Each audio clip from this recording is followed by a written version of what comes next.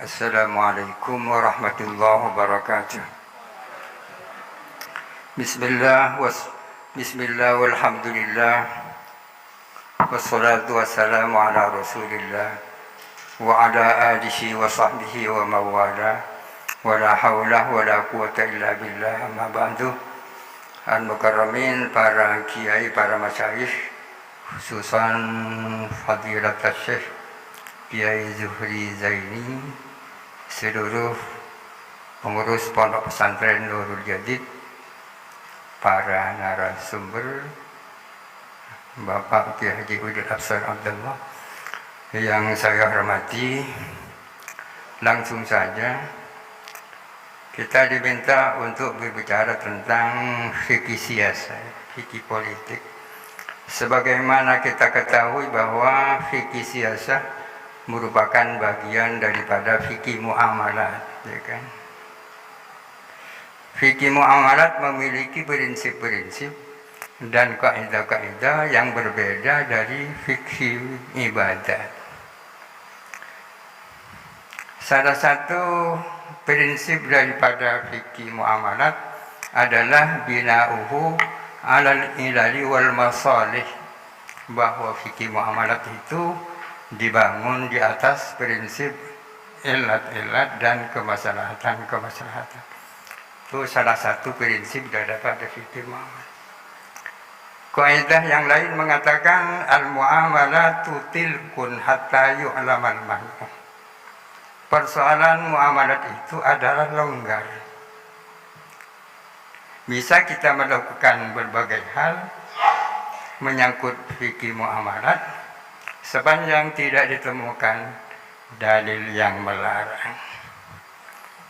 Kalau kita diminta untuk menghukumi persoalan yang merupakan bagian dari fikih muamalat, tak perlu untuk mencari dalil yang membolehkan, cukup tidak ditemukan dalil yang melarang. Kaidahnya mengatakan al-aslu fil muamalati al-ibadah. Para hadirin sekalian, ada definisi siasa yang sangat populer di kalangan kita yang disampaikan oleh Ibnu Aqil Al-Hambali. Beliau mengatakan as-siyasatu maka nafi'lan yakunu ma'ahun nasu aqraba ila salahi wa ab'ada 'anil fasadi wa illam yadhur rasul wa la nazala bihi wahyun. Siasa atau politik adalah aktivitas atau sebuah kebijakan yang karenanya manusia akrab dengan kemaslahatan dan jauh daripada kerusakan, meskipun itu tidak ditetapkan oleh Nabi dan tidak berdasarkan wahyu. Ini artinya bahwa acuan siasa atau politik selain masalah mu'tabarah, yang paling banyak adalah masalah mursalah. Ada pertanyaan, apakah politik punya acuan masalah mu'tabarah? Pasti. Akan tetapi sebagian besar adalah mengacu kepada masalah mursalah. Ada sesuatu yang menurut akal sehat itu baik, akan tetapi tidak ada dalil baik yang mengapresiasi maupun yang menafikan. Itu namanya masalah mursalah. Para hadirin sekalian, masalah mursalah ini bisa digunakan untuk menilai berbagai hukum dan aturan yang berkembang selama ini di atas dunia, termasuk aturan-aturan hukum-hukum internasional bisa digunakan. Aturan-aturan hukum yang hanya berdasarkan akal sehat, tidak berdasarkan Al-Quran dan wahyu, kalau itu sesuai dengan aturan syariat, ada yang mengatakan bahwa itu bisa diakui sebagai syariat itu sendiri, ya kan? Ada memang kita banyak menemukan aturan hukum atau perundang-undangan yang hanya berdasarkan akal sehat, akan tetapi sesuai dengan syariat. Ada pertanyaan, apa bisa diakui dan diklaim sebagai syariat itu sendiri, apa enggak? Sudah barang tentu ada khilaf di sini, kan? Termasuk di sini adalah Pancasila, ya kan. Pancasila barangkali didasarkan oleh akal sehat, meskipun tidak bisa dipungkiri bahwa para perumusnya banyak dari kalangan muslim yang mungkin tidak hanya berdasarkan akal sehat, tetapi berdasarkan ya Al-Quran dan hadis dan seterusnya.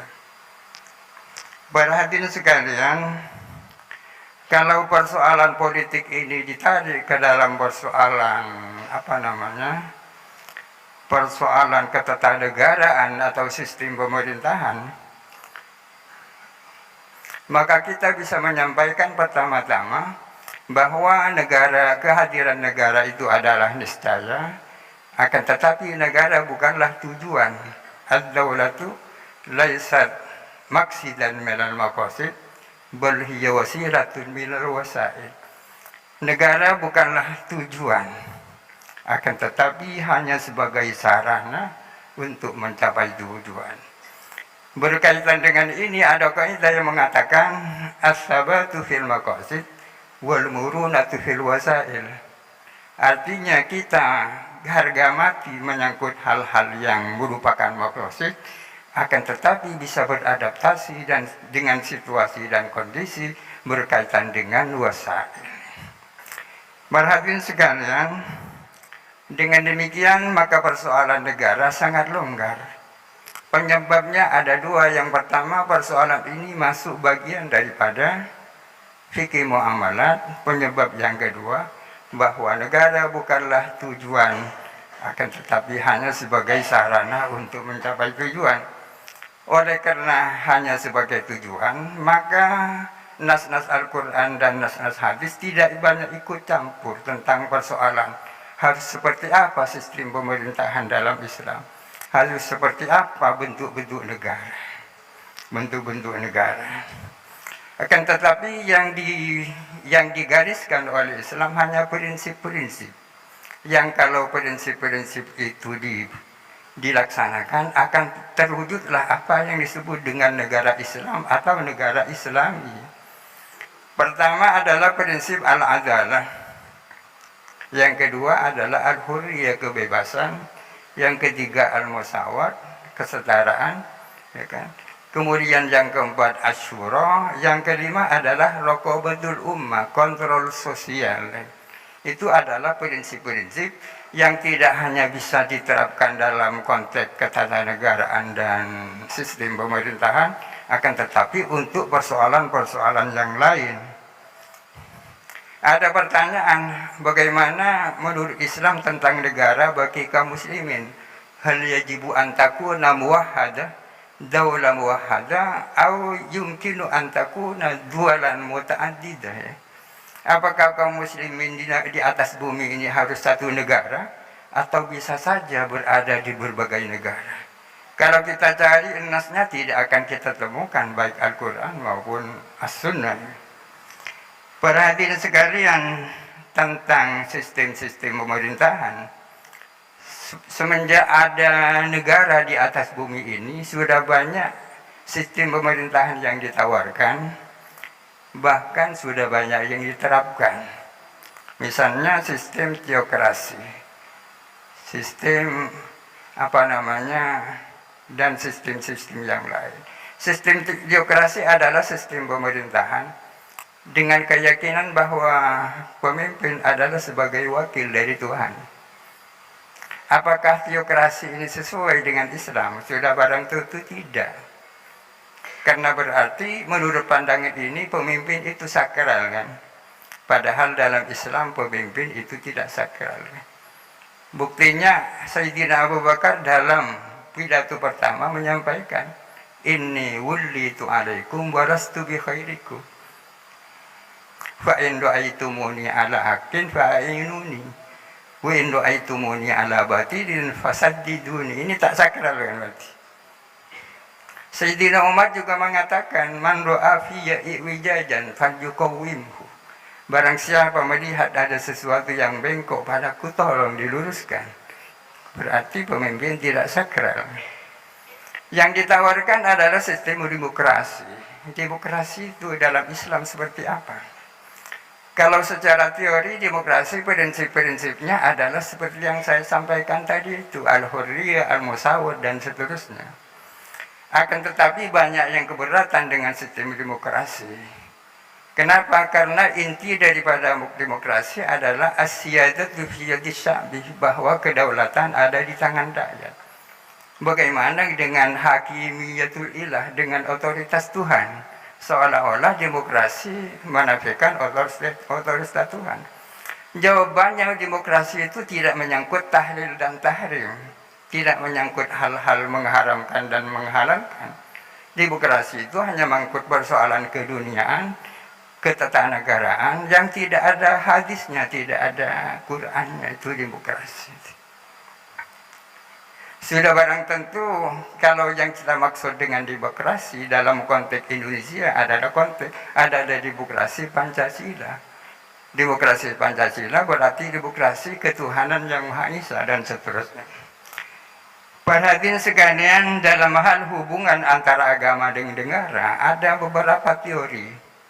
Ada negara agama, ada negara sekuler, ada negara simbiosis, ya kan? Negara simbiosis artinya sebuah negara yang situ perpaduan antara insaniyah dan ilahiyah. Pada dasarnya negara ini kan insaniyah kan.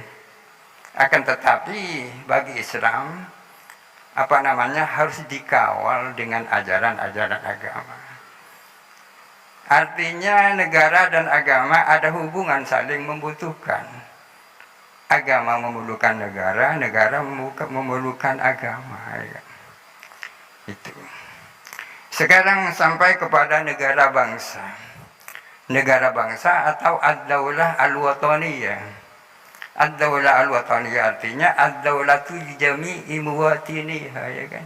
Negara untuk seluruh warga negara. Tanpa ada diskriminasi, tanpa ada perbedaan, tanpa ada warga negara kelas 1 atau kelas 2. Oleh karena itu di sini tidak akan ada kafir dhimmi, ya kan? Seluruhnya setara. Ya. Seperti Indonesia. Indonesia ini lahir. Yang memperjuangkan bagi kelahiran negara ini adalah seluruh komponen bangsa Indonesia dari berbagai penganut agama. Memang tidak bisa dipungkiri bahwa umat Islam memiliki peran yang paling penting daripada penganut agama lain, karena memang kaum muslimin adalah mayoritas. Akan tetapi penganut agama yang lain tidak bisa dinafikan. Oleh karena itu Yahudi, Nasrani dan seterusnya bukan warga negara kelas 2. Tidak sama dengan negara Madinah yang dibangun oleh Rasulullah. Negara Madinah dibangun Rasulullah bersama kaum muslimin, sementara Yahudi dan Nasrani numpang di situ. Sehingga seolah-olah ada warga negara kelas 2 meskipun sesungguhnya tidak. Para hadirin sekalian, sebuah negara yang didirikan oleh seluruh bangsanya dengan berbagai penganut agama, rasanya sulit, sangat sulit untuk diproklamirkan untuk sebagai negara Islam, katakanlah Islam sulit. Dan pada gilirannya sangat sulit juga untuk melakukan formalisasi syariat atau tatbiqus syariat. Akan tetapi di sebuah negara demokrasi seperti Indonesia terbuka pintu bagaimana agar supaya nilai-nilai Islam ini mewarnai seluruh perundang-undangan. Terbuka luas. Seandainya anggota parlemennya mayoritas kaum muslimin dan mereka memiliki kemauan, tidak tertutup kemungkinan nilai-nilai Islam seluruhnya mewarnai seluruh perundang-undangan. Meskipun tidak harus bernama Islam. Dulu di Mesir ada gagasan yang namanya Tamsirul Qanun. Tamsirul Qanun itu artinya Mesirisasi perundang-undangan. Kalau di sini mungkin bisa diganti dengan Tandisul Qanun, Indoneisasi undang-undang. Artinya membuat undang-undang yang digali dari dari peradaban masyarakat Indonesia, ya kan?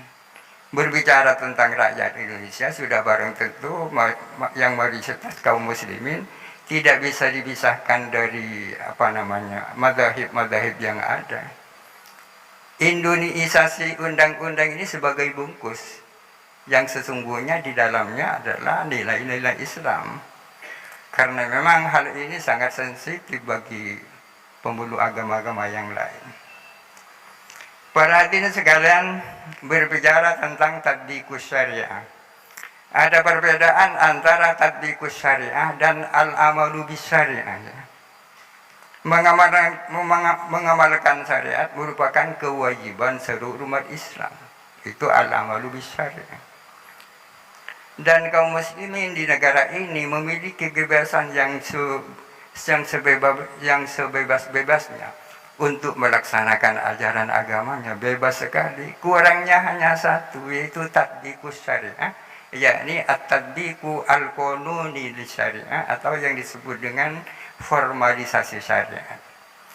Kalangan-kalangan tertentu yang sangat semangat dengan tatbiq as-syariah ini sesungguhnya mereduksi arti daripada syariah, seolah-olah yang dimaksud adalah hanya hal-hal yang berkaitan dengan jinayat, jarimah, dan ukubat. Padahal hal itu tidak lebih daripada 1% daripada syariat. Hudud, kisos, diyat, dan seterusnya tak lebih dari 1% daripada syariat. Dan kalaupun itu diformalkan, saya tidak akan berjalan mulus. Kenapa? Sebab karena misalnya pencurian, orang itu bisa dipotong tangan kalau sudah dibuktikan bahwa dia mencuri. Alat buktinya sangat sulit. Sekurang-kurangnya disaksikan 2 orang saksi yang berkualitas. Zaman sekarang mencari 1 orang yang berkualitas, apalagi 2 orang, sulit. Kalau sudah ditemukan dan dibuktikan bahwa si A mencuri dengan kesaksian 2 orang saksi, apa pasti dipotong tangan? Belum tentu. Karena ada beberapa pertanyaan yang perlu dijawab. Pertanyaan yang pertama, kenapa dia mencuri? Pertanyaan yang kedua, dalam kondisi apa dia mencuri? Pertanyaan yang ketiga, milik siapa yang dicuri? Pertanyaan yang keempat, berapa uang yang dicuri? Ini harus dijawab. Kalau tidak dijawab, tidak bisa dilaksanakan potong tangan. Karena bukan hanya as-sadiq was-sadiq itu dalilnya, akan tetapi ada dalil lain yang mengatakan idra'u al-hudud bisyubuhat. Sepanjang masih belum clear, maka had tidak bisa dilaksanakan.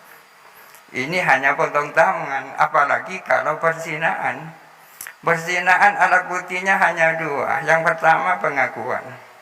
Yang kedua adalah kesaksian 4 orang saksi. Mana cari 4 orang saksi? Ada pertanyaan, bagaimana kalau pakai CCTV? Tak bisa. Karena visi Islam bukan untuk mengungkapkan aib, akan tetapi justru sebaliknya, untuk menutup aib. Ada pertanyaan, kira-kira orang yang dihukum potong tangan berapa orang? Sejak Rasulullah sampai Turki Utsmani, berapa orang? Para hadirin sekalian, memang kita tidak mengatakan bahwa tatbiq itu tak penting, penting juga, akan tetapi bukan segala-galanya.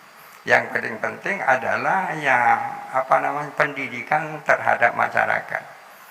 Memang aturan formal ini hanya penting bagi orang-orang yang lemah imannya, kan. Orang-orang yang kuat kan tak perlu ini, ya.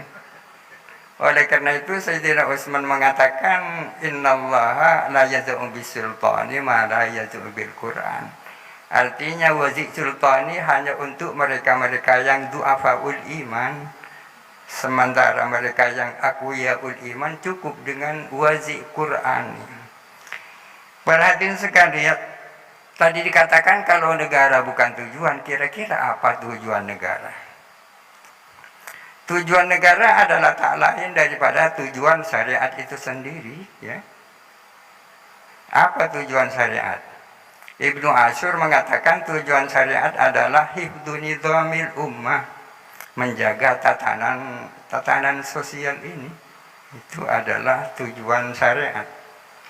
Tujuan syariat yang seperti ini meniscayakan perlindungan terhadap agama, perlindungan terhadap jiwa, perlindungan terhadap akal, perlindungan terhadap nasab, perlindungan terhadap harta, dan seterusnya. Dengan berbagai macam perlindungan ini akan lahirlah apa yang namanya keamanan dan ketentraman, ya kan? Dunia ini harus aman. Kenapa? Karena katanya Al-Ghazali, ad-dunya mazra'atul akhirah. Dunia ini adalah ladang akhirat. Oleh karena itu harus aman, harus menjadi tempat yang kondusif bagi penyiapan bekal untuk hidup di akhirat. Harus aman, ya.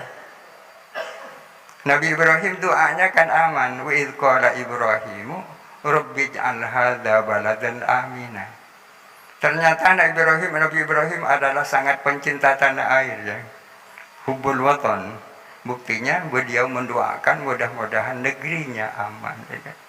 Orang yang selalu berdoa mudah-mudahan Indonesia itu aman sebagai tanda bahwa dia adalah cinta tanah air, sebagai tanda bahwa dia adalah orang nasionalis, ya kan?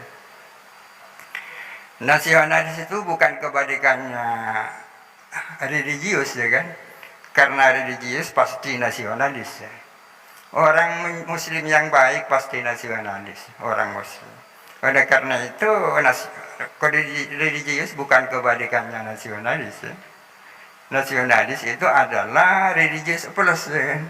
Ya. Mungkin ini yang bisa saya sampaikan. Assalamualaikum warahmatullahi wabarakatuh.